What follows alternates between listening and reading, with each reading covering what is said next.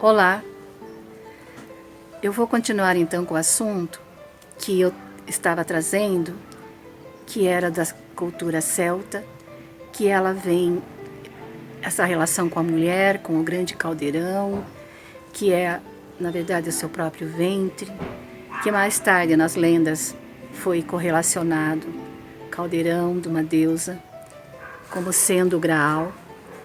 E aí eu falei um pouquinho desse lugar de Avalon, no sul da Inglaterra, que ainda está lá e que é lindo estar lá. E eu agora quero contar para vocês um pouquinho de como é que eu fui parar nessa mítica Avalon.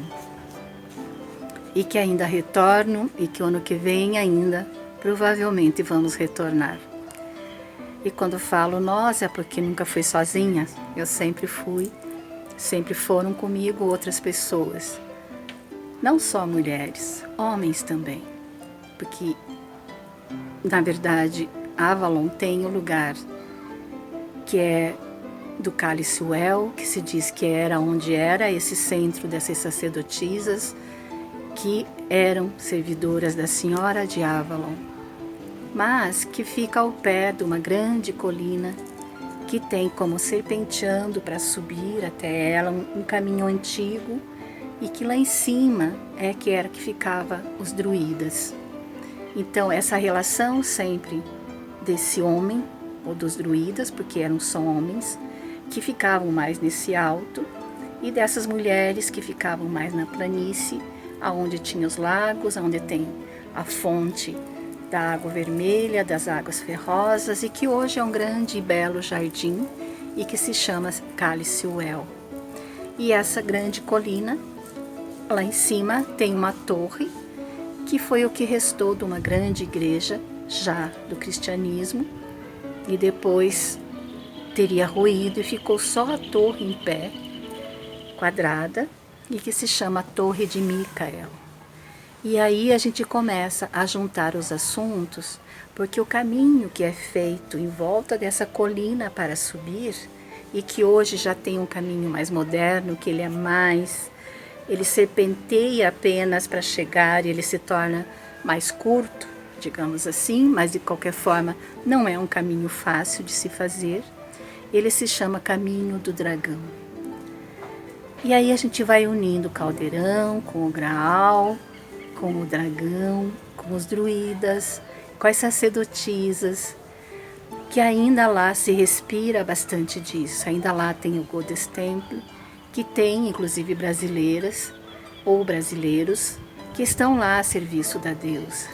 E é um lugar muito bonito, e é um lugar perto de Stonehenge, daqueles grandes círculos de pedras que se diz druídicos, mas na verdade iniciaram esse círculo com pedras menores, com povos bem anteriores ao que foi considerado druidismo. Pertinho de Avebury, que é um grande cruzamento de linhas telúricas e tem círculos de pedras, onde tem uma cidadezinha no meio que se chama Avebury. E pertinho também do mar, fica 1h30, 2 horas deste local que eu estava falando, Glastonbury, que é Tintagel, que se diz, ou está lá, e isso é histórico, as ruínas do castelo aonde nasceu o rei Arthur. E aonde lá embaixo, próximo aos penhascos, tem uma prainha que a gente pode descer, porque tudo é preparado hoje para receber os turistas. E que tem 2 grandes cavernas, e aonde viveu Merlin. Então são lugares que têm uma energia bastante forte, bastante telúrica, e que quando a gente está lá é como se a gente saia um pouquinho desse mundo, desse dia a dia nosso, até porque estamos lá nessas ilhas, não é? Estamos na ilha da Grã-Bretanha, do Reino Unido, e no sul da Inglaterra. E lá eu fui parar porque eu estava com a pergunta desde 2005, 2008 mais ou menos. Eu lidei com a pergunta do que era o Graal. Então eu tinha lido Brumas de Avalon, tinha ido a Chartres estudado essa catedral sobre os templários, e essa pergunta dessa história que trabalhamos tanto na antroposofia do Parzival, que vai sempre na sua jornada e encontra um local onde ele não conhece e que se chama o Castelo do Graal, e que ele depois foi preparado, ou nasceu, na verdade, não foi preparado, ele viveu várias coisas até estar preparado para poder ser aquele que guardava o Graal. Então, ir ao sul da Inglaterra é isso. E de lá nós vamos para o sul da França. Então, até o próximo.